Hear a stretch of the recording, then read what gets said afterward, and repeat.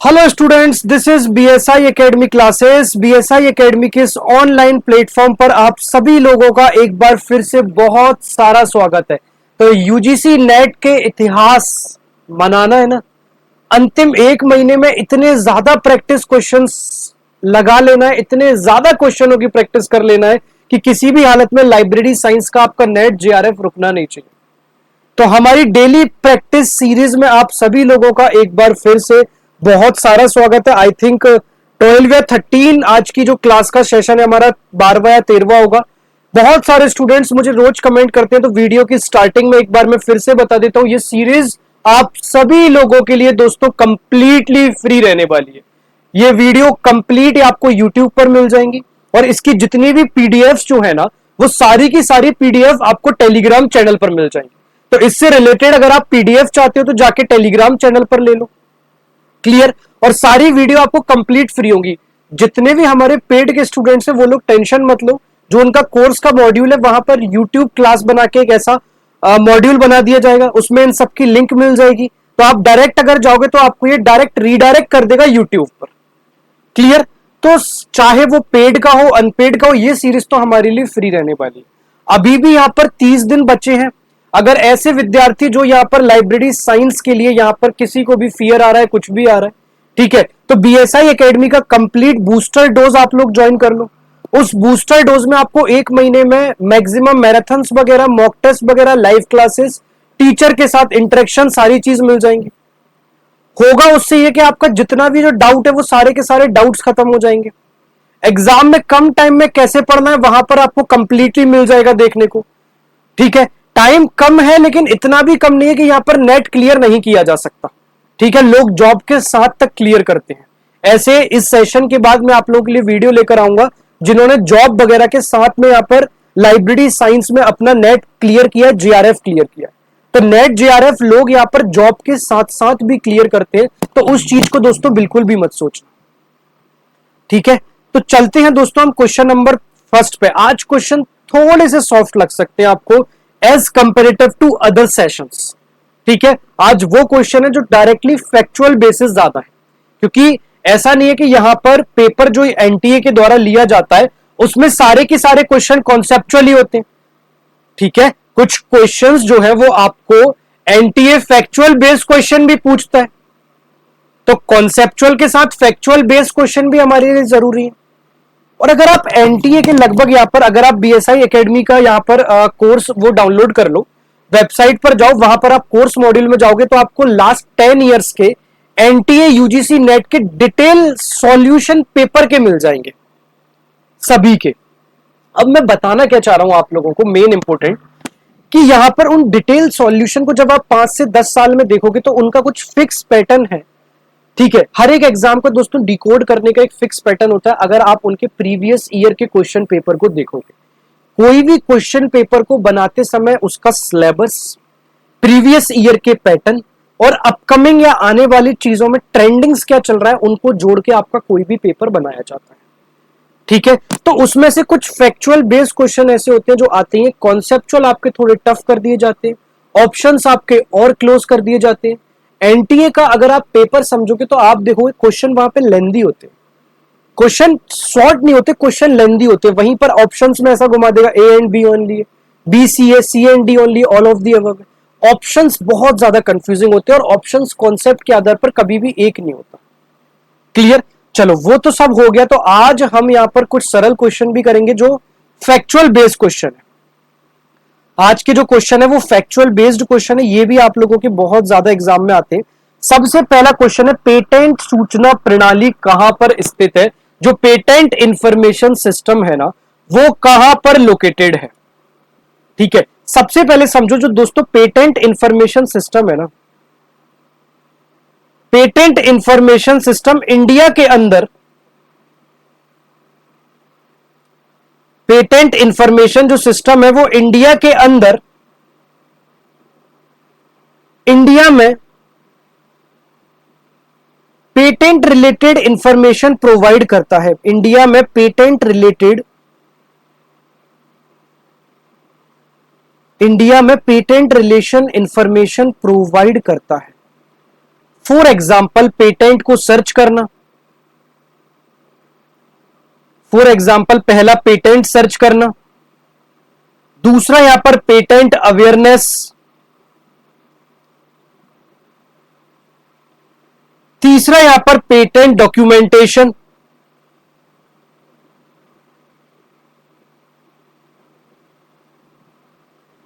और चौथा यहां पर पेटेंट डेटाबेस सर्विस।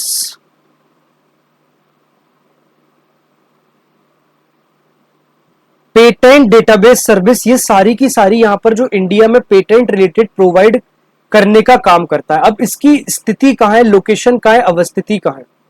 तो इसकी लोकेशन की बात करूं तो इसकी लोकेशन है दोस्तों यहां पर नागपुर में। कहां पर है इसकी लोकेशन? नागपुर में। और ये नेशनल एनआरडीसी से एसोसिएटेड है, नेशनल रिसर्च डेवलपमेंट कॉरपोरेशन से। यह जो है नेशनल रिसर्च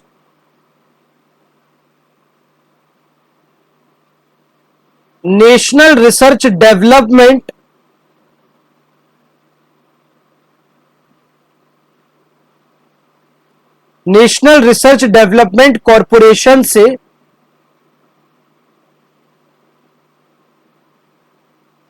एसोसिएटेड माना जाता है।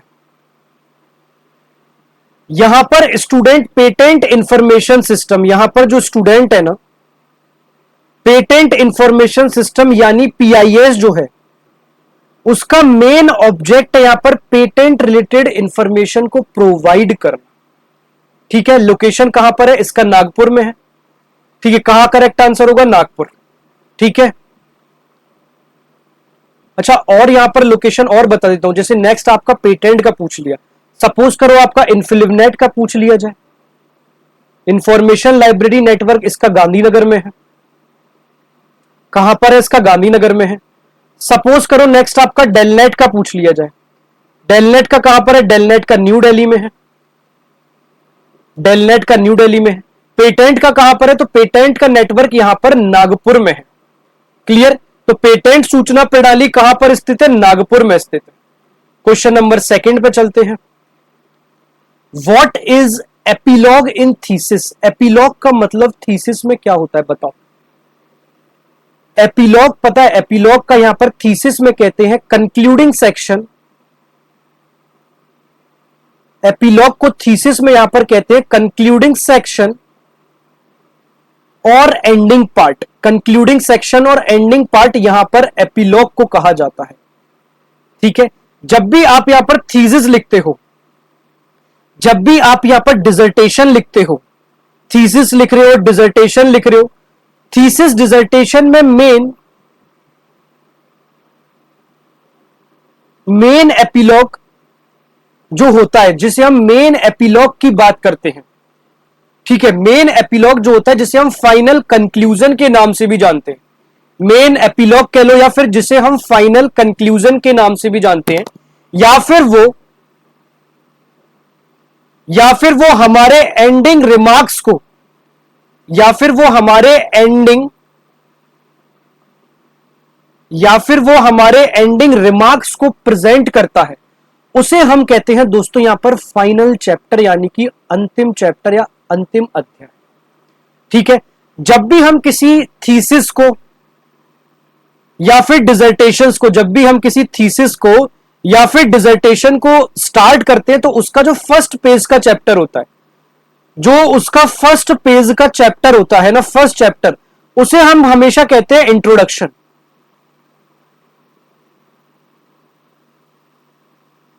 उसे हम कहते हैं इंट्रोडक्शन। ठीक है, जो बीच का पार्ट होता है ना हमें दोस्तों, ठीक है, उसे हम कहते हैं अपेंडिक्स या सप्लीमेंट्री या फिर मेन बॉडी समझ लो। जो कि आपका मेन बॉडी होता है ना, मेन बॉडी को हम कहते हैं यहां पर रिसर्च पार्ट या फिर रिसर्च चैप्टर्स।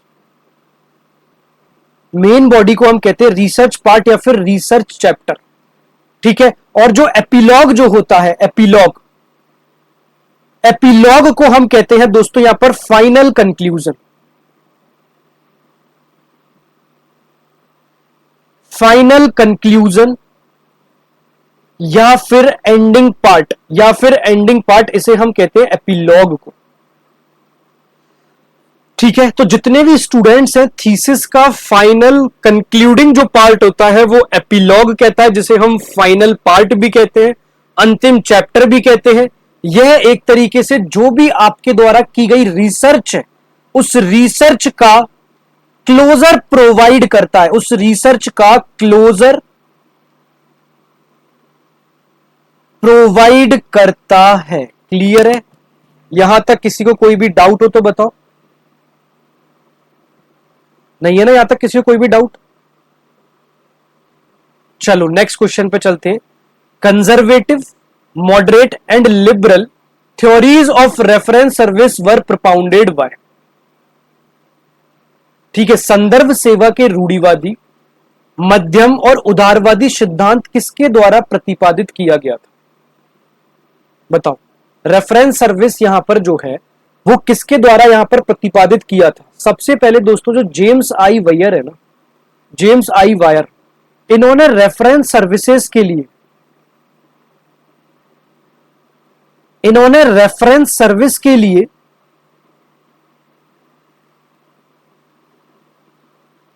तीन अप्रोचेस दिए थे। इन्होंने रेफरेंस सर्विसेज के लिए, ध्यान देना, तीन अप्रोचेस दिए थे। सबसे पहले जो था यहां पर कंजर्वेटिव, सबसे पहले था यहां पर कंजर्वेटिव। कंजर्वेटिव की जब भी बात की जाएगी तो उस अप्रोच में रेफरेंस सर्विस के अंदर हमेशा मिनिमम हेल्प की बात की जाती है। कंजर्वेटिव के अंदर हमेशा यहां पर मिनिमम हेल्प की बात की जाती है। दूसरा आ जाता है दोस्तों यहां पर मॉडरेट। मॉडरेट की आप जब भी कभी बात करोगे तो इसमें हमेशा बैलेंस्ड हेल्प की बात की जाती है, इसमें हमेशा बैलेंस्ड हेल्प की बात की जाती है। तीसरा आता है दोस्तों आपका लिबरल। लिबरल में दोस्तों आपका मैक्सिमम असिस्टेंस की बात की जाती है। लिबरल में हमेशा आप लोगों के लिए मैक्सिमम असिस्टेंस की बात की जाती है। कंजर्वेटिव का मतलब होता है हमेशा सिर्फ रिक्वेस्टेड इंफॉर्मेशन देना। कंजर्वेटिव मिनिमम हेल्प यानी कि सिर्फ और सिर्फ रिक्वेस्टेड इंफॉर्मेशन को प्रोवाइड कर देना, सिर्फ और सिर्फ रिक्वेस्टेड इंफॉर्मेशन प्रोवाइड करना, यह होता है कंजर्वेटिव के अंदर। दूसरा आता है दोस्तों यहां पर मॉडरेट। मॉडरेट में दोस्तों हमेशा आपको देखने को मिलेगा लिमिटेड गाइडेंस देना। मॉडरेट में आपको देखने को मिलता है यहां पर हमेशा लिमिटेड गाइडेंस देना। मॉडरेट में क्या मिलता है? हमेशा लिमिटेड गाइडेंस देना। नेक्स्ट आ जाता है दोस्तों यहां पर लिबरल। लिबरल में प्रोवाइड होता है यहां पर कंप्लीट असिस्टेंस।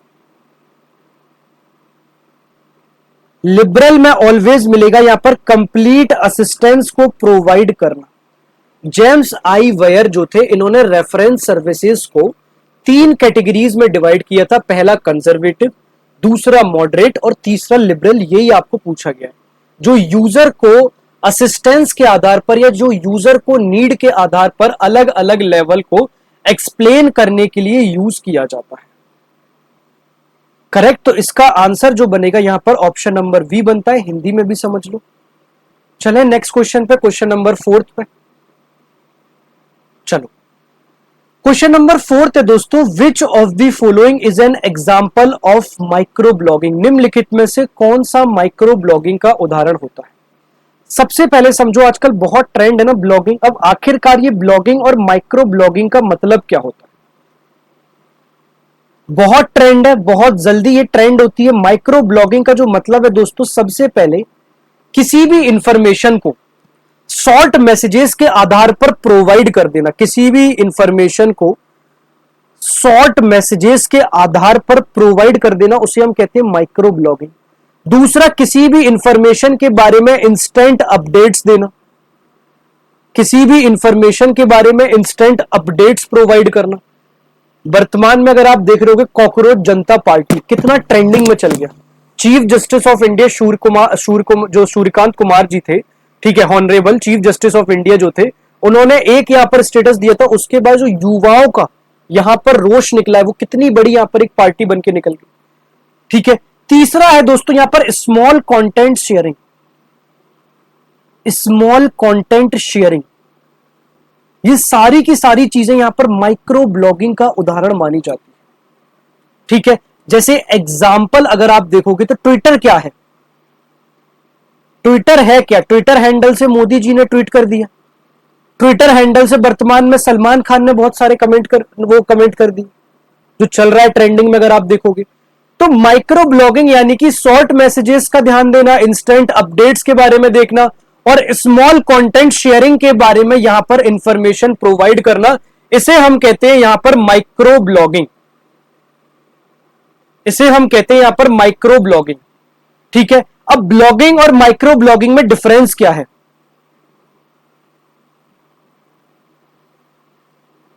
ब्लॉगिंग और माइक्रो ब्लॉगिंग में डिफरेंस क्या है? ब्लॉगिंग यानी कि लॉन्ग कंटेंट, माइक्रो ब्लॉगिंग यानी कि शॉर्ट कंटेंट। ब्लॉगिंग क्या है? लॉन्ग कंटेंट है। माइक्रो ब्लॉगिंग क्या है? शॉर्ट कंटेंट है। ब्लॉगिंग यानी कि डिटेल्ड आर्टिकल और माइक्रो ब्लॉगिंग यानी कि स्मॉल अपडेट्स। ब्लॉगिंग का अगर आप एग्जाम्पल देखोगे तो ब्लॉगिंग का एग्जाम्पल होता है दोस्तों वर्डप्रेस। माइक्रो ब्लॉगिंग का अगर आप एग्जाम्पल देखोगे तो माइक्रो ब्लॉगिंग का एग्जाम्पल होता है ट्विटर। क्या होता है? ट्विटर।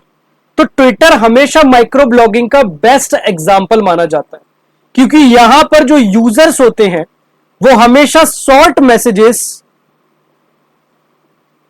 वो ऑलवेज शॉर्ट मैसेजेस और क्विक अपडेट्स,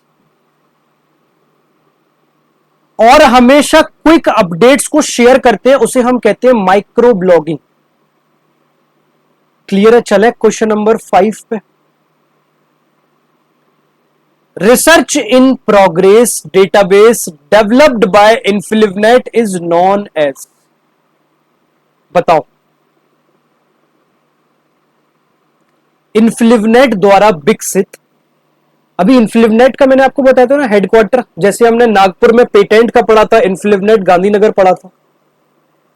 इन्फिलिवनेट द्वारा विकसित रिसर्च इन प्रोग्रेस डेटाबेस को क्या कहा जाता है?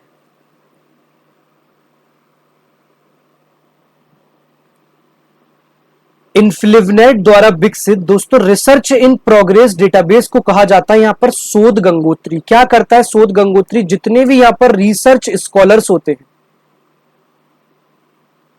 जितने भी रिसर्च स्कॉलर्स होते हैं, रिसर्च स्कॉलर के synopsis and ongoing, research scholar के synopsis and ongoing research topics को, रिसर्च टॉपिक्स को स्टोर करने के लिए, स्टोर करने के लिए जिसे बनाया गया है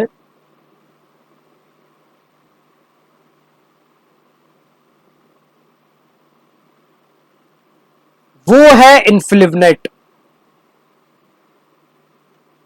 ठीक है, यह रिसर्च इन प्रोग्रेस डेटाबेस है। यह क्या? यह रिसर्च इन प्रोग्रेस,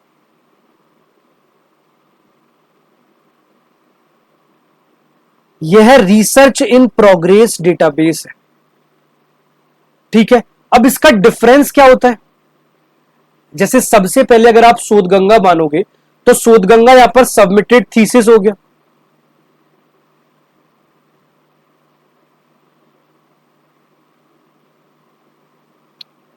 दूसरा आता है यहां पर शोध गंगोत्री, रिसर्च इन प्रोग्रेस हो गया। शोध गंगा क्या है? यहां पर सबमिटेड थीसिस,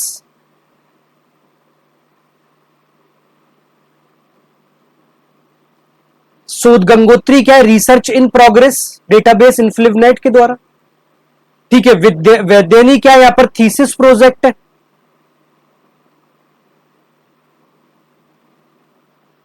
ठीक है, तो स्टूडेंट कंफ्यूजन हो जाते हैं हमेशा शोध गंगा और शोध गंगोत्री में। याद रखो जो ऑनगोइंग रिसर्च का सिनॉप्सिस है, जिसे रिसर्च इन प्रोग्रेस और इन्फिलिवनेट के द्वारा विकसित किया गया है ना, वो है यहां पर गंगोत्री। गंगोत्री यानी कि रिसर्च इन प्रोग्रेस, ऐसे याद रखो गंगोत्री यानी कि रिसर्च स्टार्ट हो रही है, गंगोत्री से गंगा नदी निकल रही है, तो यहां पर उस चीज की रिसर्च स्टार्ट हो रही है। और जब गंगोत्री से रिसर्च स्टार्ट हो रही है तो उसे हम कह रहे हैं रिसर्च इन प्रोग्रेस, उसे हम कह रहे हैं यहां पर research in progress.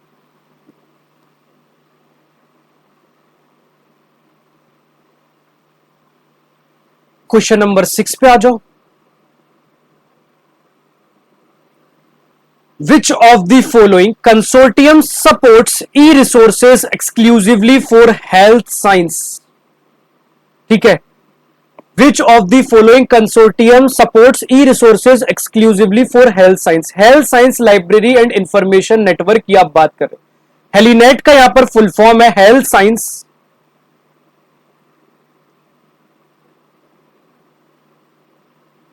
Science institutions. हेलीनेट जो है ये क्या करता है, हेल्थ साइंस इंस्टीट्यूशंस के लिए, ध्यान से सुनना, सिर्फ ई रिसोर्सेज, जितने भी इलेक्ट्रॉनिक रिसोर्सेज जो होते हैं, ई रिसोर्सेज जो होते हैं, उन इलेक्ट्रॉनिक रिसोर्सेज को प्रोवाइड करता है, उन इलेक्ट्रॉनिक रिसोर्सेज को प्रोवाइड करता है जिसे हम कहते हैं हेल्थ साइंस। ठीक है, सेरा यहां पर अदर कंसोर्टियम है, आपको पता है सेरा यहां पर एग्रीकल्चर के लिए जाना जाता है।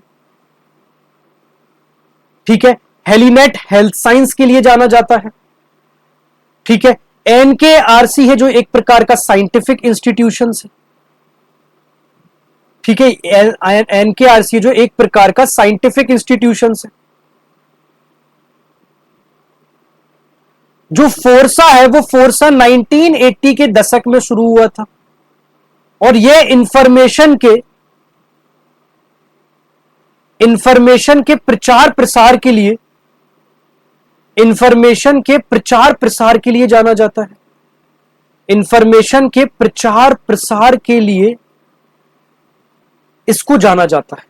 तो हेलीनेट क्या है यहां पर, हेलीनेट साइंटिफिकली हेल्थ साइंस लाइब्रेरीज के लिए एक डेवलप किया गया कंसोर्टियम है। जितने भी हेल्थ साइंस के इंस्टीट्यूशंस हैं उनको ई रिसोर्सेज प्रोवाइड करने का जो काम करता है वो करता है यहां पर हेलीनेट। ठीक है, इसको इस तरीके से याद कर लो, हेलीनेट इज इक्वल टू हेल बराबर हेल्थ, इस तरीके से इसको याद कर लेना। चले नेक्स्ट क्वेश्चन पर। निम्नलिखित में से कौन सा संघ विशेष रूप से स्वास्थ्य विज्ञान के लिए ई संसाधनों का समर्थन करता है? इसका करेक्ट आंसर है यहां पर हेलीनेट।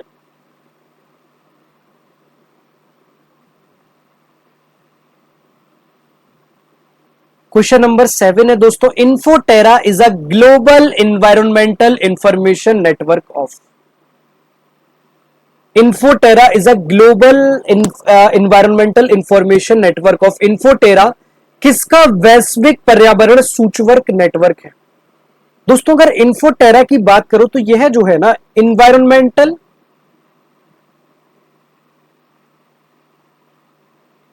यह जो है इन्वायरमेंटल इंफॉर्मेशन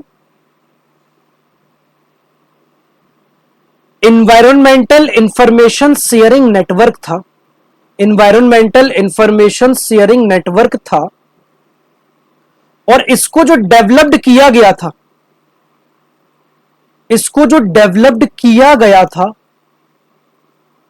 वो किया गया था दोस्तों यहां पर यूएनईपी ने, यूएनईपी ने यानी कि यूनाइटेड नेशंस एनवायरनमेंट प्रोग्राम में। फुल फॉर्म भी बता देता हूं, इसको डेवलप करने का काम किया गया था यूनाइटेड नेशंस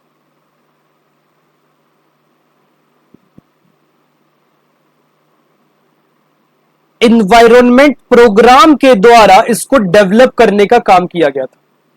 और जो इन्फोटेरा है यह यूनाइटेड नेशन एनवायरनमेंट प्रोग्राम का, यूनाइटेड नेशन एनवायरनमेंट प्रोग्राम का इन्वायरमेंटल इंफॉर्मेशन नेटवर्क था। इन्वायरमेंटल इंफॉर्मेशन नेटवर्क था जो वर्ल्ड वाइड, जो पूरे ग्लोबली लेवल पर, वर्ल्ड वाइड लेवल पर या ग्लोबल लेवल पर जो भी इन्वायरमेंटल का डेटा होता है, जो भी इन्वायरमेंटल का डेटा होता है उसको एक्सचेंज करने के लिए, उसको एक्सचेंज करने के लिए, उसको यूज करने के लिए, उसको एक्सचेंज करने के लिए, उसको यूज करने के लिए इसे बनाया गया है, इसे बनाया गया है। क्लियर? तो यहां पर यह भी समझ आ गया होगा क्वेश्चन नंबर 7। चले नेक्स्ट क्वेश्चन पे। क्वेश्चन नंबर 8 डिस्कस कर लेते हैं अब हम लोग। Identify the name of editor in chief of Dewey decimal classification and relative index edition 2023। DDC Dewey decimal classification library classification system developed by Melvil Dewey, edition 23 के addition in chief कौन है? इसका जो संस्करण है इसे प्रकाशित किया गया था 2011 में। और डीडीसी एडिशन के, सबसे पहले डीडीसी एडिशन की अगर बात करो तो मेलविल डेवी आ जाते हैं, लेकिन पूछा गया है कि डीडीसी एडिशन के 23वें एडिशन के एडिटर इन चीफ, 23वें एडिशन के एडिटर इन चीफ कौन थे? तो 23वें एडिशन के एडिटर इन चीफ थे जॉन एस मिचेल। कौन थे? John S Mitchell. और एक बात बता दूं, ये यूजीसी नेट में मोस्ट रिपीटेड क्वेश्चन है, फैक्चुअल क्वेश्चन। ठीक है, तो जॉन एस मिचेल याद रखना, 2011 23rd संस्करण, डेवी डेसिमल वर्गीकरण और सापेक्ष सूचकांक संस्करण 23वें संस्करण का प्रधान संपादक का नाम यह है। चलो नेक्स्ट क्वेश्चन पे। नेक्स्ट क्वेश्चन है दोस्तों, who introduce the term literary warrant? कौन ने यहां पर टर्म लिटरेरी वारंट का यूज किया था? बताओ इसका क्या करेक्ट आंसर होगा। Who introduce the term literary warrant? Literary warrant जो टर्म है इसका यूज यहां पर किसने यूज किया था? सबसे पहले आप समझो लिटरेरी वारंट आखिर होता क्या है, समझना आखिर लिटरेरी वारंट होता क्या है। दोस्तों जब भी हम क्लासिफिकेशन करते हैं लाइब्रेरी के अंदर, तो क्लासिफिकेशन क्लासिफिकेशन में न्यू सब्जेक्ट्स को, जब भी क्लासिफिकेशन में आप देखोगे कि न्यू सब्जेक्ट्स को इंक्लूड किया जा रहा है, जब भी क्लासिफिकेशन में न्यू सब्जेक्ट्स को इंक्लूड किया जा रहा है, और जब भी उन क्लासिफिकेशन में उन न्यू सब्जेक्ट को इंक्लूड किया जा रहा है तो उनका एक आपको बेसिस एग्जिस्टिंग लिटरेचर फीचर मिलेगा। बेसिस एग्जिस्टिंग लिटरेचर फीचर आप लोगों को उनका देखने को मिलेगा, यानी कि लिटरेचर का डिसाइड्स क्लासिफिकेशन, यानी कि लिटरेचर का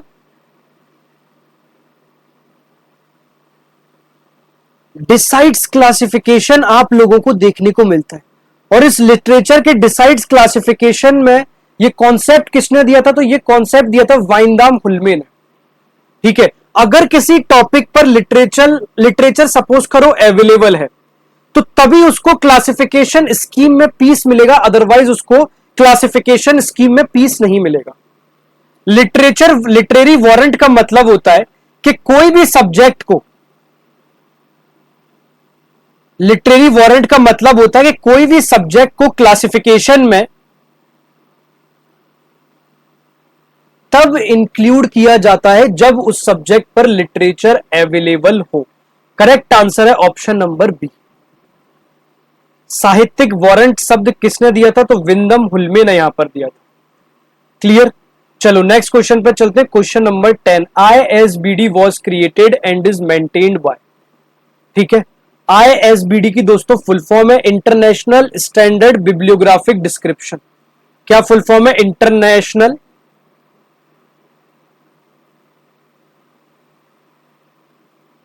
इंटरनेशनल स्टैंडर्ड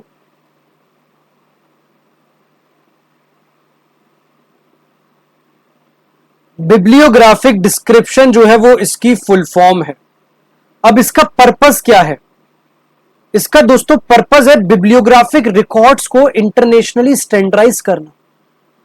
इसका पर्पस है जो भी आपका बिब्लियोग्राफिक रिकॉर्ड है ना, जो भी बिब्लियोग्राफिक रिकॉर्ड्स है, उस बिब्लियोग्राफिक रिकॉर्ड्स को इंटरनेशनली स्टैंडर्डाइज करना इसका मेन पर्पस है। इंटरनेशनली स्टैंडर्डाइज करना इसका मेन पर्पस माना जाता है, और इसे डेवलप्ड एंड मेंटेन्ड किया गया था, और इसको डेवलप्ड एंड मेंटेन्ड किया गया था IFLA के द्वारा। ठीक है, अब ISBD में जो इंटरनेशनल स्टैंडर्ड बिब्लियोग्राफिक डिस्क्रिप्शन की हम बात कर रहे हैं, इस ISBD में बिब्लियोग्राफिक डिस्क्रिप्शन के